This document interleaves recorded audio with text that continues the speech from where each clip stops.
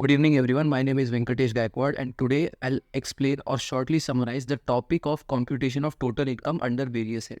So now, whenever we pay income tax, in income tax, the income is specifically defined under various heads or various types. So we cannot say that whenever we are earning something, the entire thing is our income. Certain deductions are to be made, and to determine the total income in Income Tax Act, there are certain provisions that are given to determine the total income. Moving on.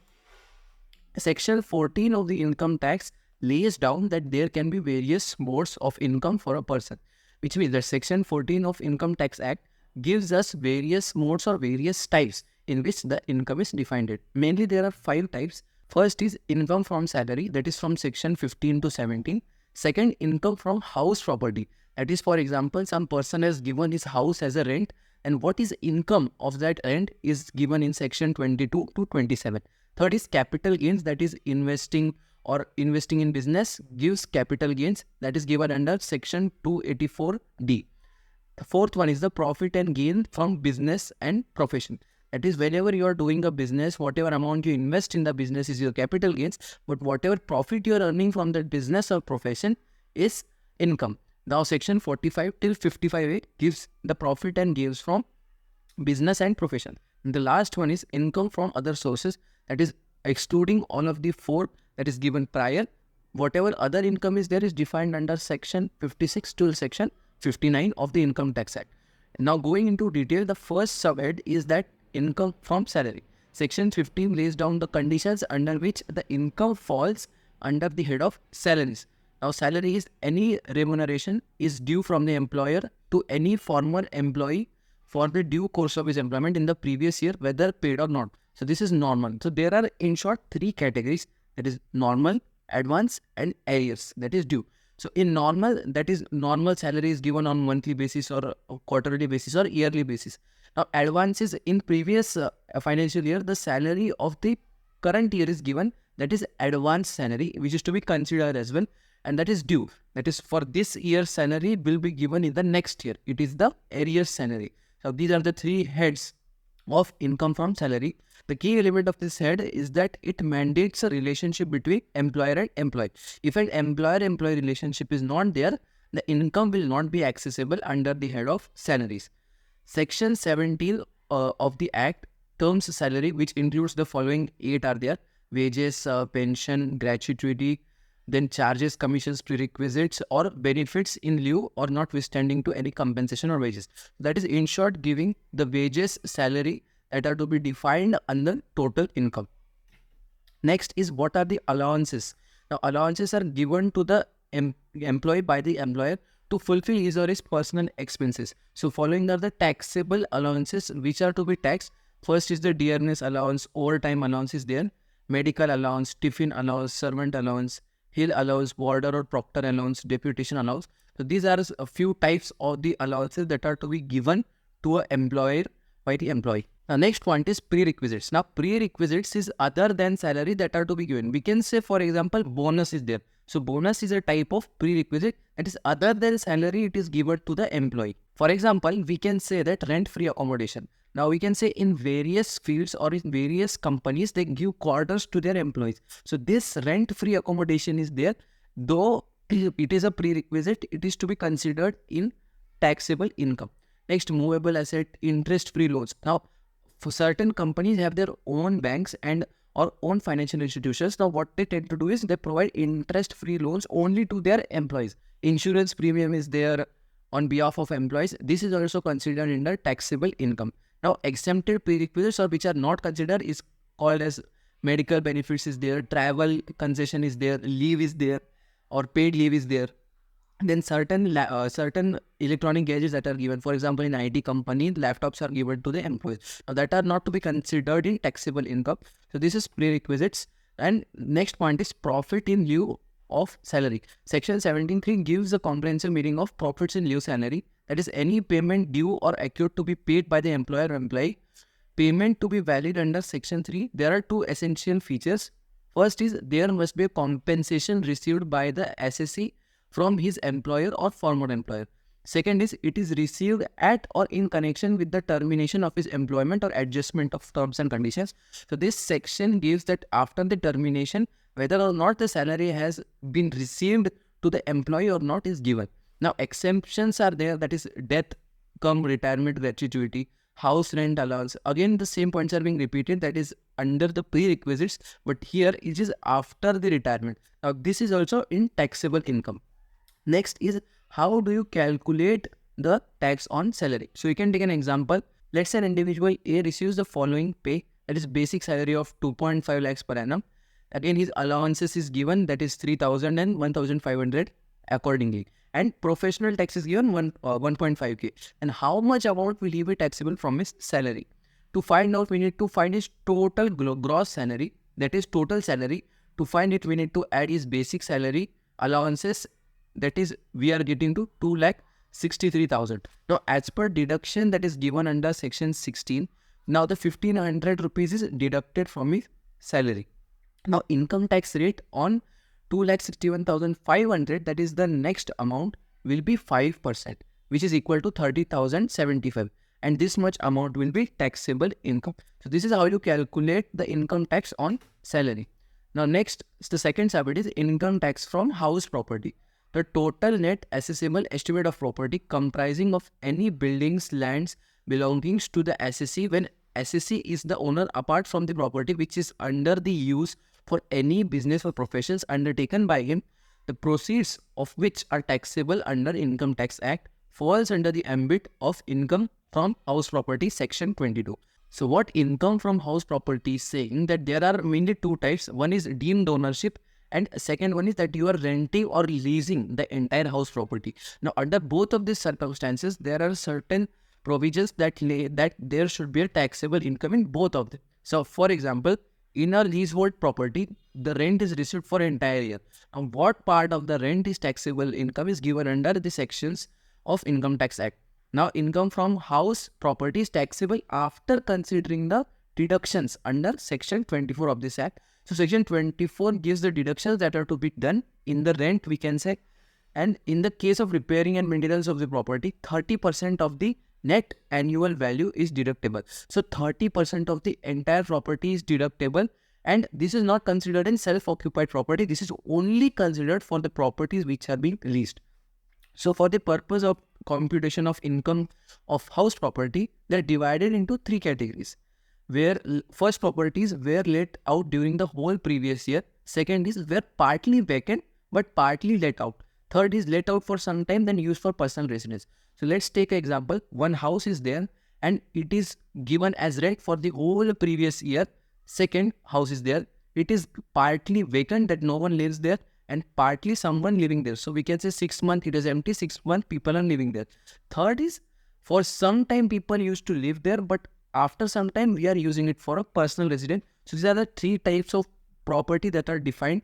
Next point is computation of taxable income from house property. What things are to be considered here? The first thing to be considered is municipal or value tax. So municipal corporation imposes a tax on these types of property which are to be paid as property tax. This tax is to be considered. Next, fair rent. So fair rent is a concept that amongst all of the rent, some amount of rent is to be considered, that is a fixed value. Standard rent is the fixed value that is given under the Rent Control Act. For example, we can say a certain property is given at the rent of 5,000 rupees per month. You cannot impose a much more rent than that because it is a standard rent fixed at 5,000. You cannot give the property to rent at 10,000. And fourth is actual rent received or receivable. So though, for example, the person is imposing 7,000 rent where the original rent was 5,000, and if he received the 7,000 as, then 2,000 is extra. This also is considered in computation of taxable income from house property. Now, how do you actually calculate? First is compare municipal tax and fair rent. Now consider from whichever is higher. Now, for example, municipal rent is higher, so we consider that. Second is compare the standard rent and whatever is higher that we have gotten in the first. Again, say first we compare municipal tax and fair rent. Whichever is higher, you consider that. So in case, for example, municipal rent is higher. Second, you compare standard rent and the first what you have gotten. So we have got municipal rent. You consider both of them and then deduct to which one is lower. So we can say, for example, standard rent is lower in this case. Now you have got the standard rent, and third is compare the actual rent and the standard rent, that is lower value in the second, and on both of them consider the higher value. This is how you obtain the gross annual value of a certain property. This is how you compute the taxable income from housed property. Next is section 27, that is deemed ownership. So whatever we have looked up till now is for the properties that are given as lease or somewhat we are staying there. So that is both. Now this is deemed ownership. This provides that section 27 provides that certain persons are not legal owners of the property but still are considered to be deemed owners under certain conditions. Pretty self-explanatory, which states that persons who are actually not the owners of the property but are deemed owners. There are 4 conditions that are given. First is transfer of property to child or spouse without consideration. Second one is holder of an imperishable estate is deemed to be owner of the entire estate. Third one is that members of a cooperative society or company or association of people. Fourth one is the person in possession of the property on lease more than 12 years as per section 269 UA subsection subclause F. So which states that person who is in possession of the property for more than 12 years to consider as the owner of the said property. So this is deemed ownership of a property. Now we have completed 2 heads, the third head being the income from capital gains. So what is capital gain? Is any profit or gain emerging from exchange of capital assets held as investments are chargeable under this head, capital gains. The gain can be because of short term or long term. The capital gain emerges just when capital asset is transferred. So in short, capital gains is basically transfer of capital assets, and income or gain, that is getting from the transfer, is the income from the capital gains. To fall under the ambit of income capital gains, there must be, it should be a capital asset. Second, it should be transferred by the SSE. Third, the transfer has to be taken during the final year, that is the present year. Fourth one is that it should be a gain or a loss arising from it. Now, capital assets also includes all kinds of property, whether tangible, intangible, movable, unmovable, which are owned by the SSE, may or may not be for the business or professional purpose. Now, capital assets do not include assets like stock in trade, goods used in personal effects, agricultural land, because stock in trade or investment is considered under another hand. In capital gains, only capital assets are considered. Now, capital gains are of 2 types, mainly short-term and long-term capital assets. So, in short terms, so assets hold for at most 36 months immediately prior to the date of transfer. In significant case of ITO versus Narayan K. Shah, court held that where the SSE held a certain shares of a company by virtue of which right of occupancy in a flat is conferred on him, these shares cannot be treated as a share mentioned in proviso to section 2 subclause 42A, and as such where such shares are sold after being held for a period of fewer than 36 months, gain arising from thereon is to be termed as short capital gain. So this significant case laid down the guidelines or provisions on what term, on what period should be defining as short-term capital assets. Next is long-term capital assets, those assets which are held for more than 36 months. Pretty self-explanatory. Assets which are holded for more than 36 months is to be considered as long-term capital gain. So the main difference between short-term and long-term is that long-term are to be taxable at a lower rate than short-term. There are some cases where long-term capital assets do not require a term of 36 months. Assets held for more than 12 months is valid for long-term asset. So here they are saying that it is not compulsory that the asset should be held for more than 36 months to be called as long-term assets. If it is holded for 12 months only, it can be considered, but there are conditions as well. So the conditions are, it should be listed at equity or preferred shares. Second, it should be securities that are listed in a recognized stock exchange, that is Bombay or National. Third is, it is like, should be as debentures. Fourth is, it can be a security exchange. Fourth is, it can be a unit of UTI. Fifth is mutual funds. Sixth is zero coupon bond. Seventh is unlisted equity preferential shares and units of equity oriented bond. So tax on long-term capital asset is 20%. So 12 months period, if you are holding a capital asset that fall under these 7 or 8 categories, it can be taxed at 20%, or also called as long-term capital assets. Next is tax on short-term and long-term capital gains.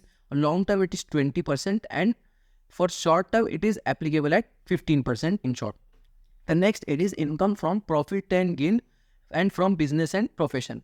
So, business and profession has been defined under Section 2 subclause 13 and Section 2 subclause 36 respectively. Business, it includes any trade, commerce, manufacture or activities concerned with the nature of trade, commerce and manufacture. Profession includes vocation as well. Section 28 of the IT Act covers the profit and gains of business or profession, and they are following income which shall be charged under this particular various heads. Section 30 to 37 discussed upon the income or taxable income that is to be considered in various business and professions. So in business category, it defines what is business, then it considers that what assets are to be brought under business and clearly provides provisions and guidelines what to be considered and what is to be deducted. Same goes for the profession. Up till Section 37, they have properly discussed that things to be considered and things to be omitted and gives us guidelines. Now the last head is income from other sources. That is, all sorts of income that are not covered in above heads are covered in chargeable under this head. Pretty self-explanatory. Under Section 56 of this Act, they have given that whatever is remaining from the first four heads will be considered here. So, for example, someone won a lottery or bet on a horse race or crossword puzzles or any other games.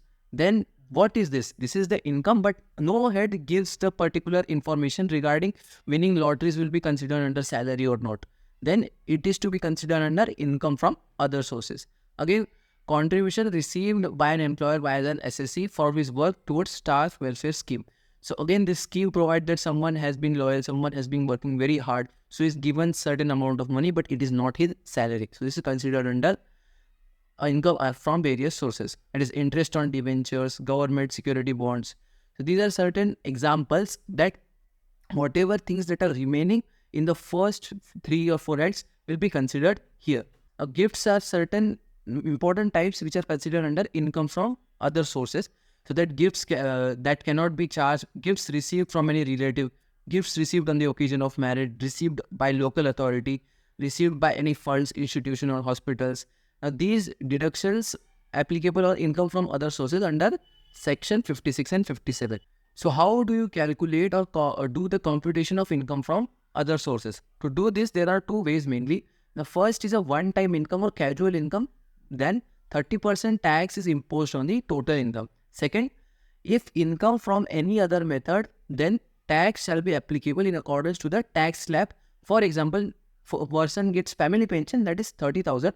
Now 33.33% is exempted from there. So that is 1500 rupees.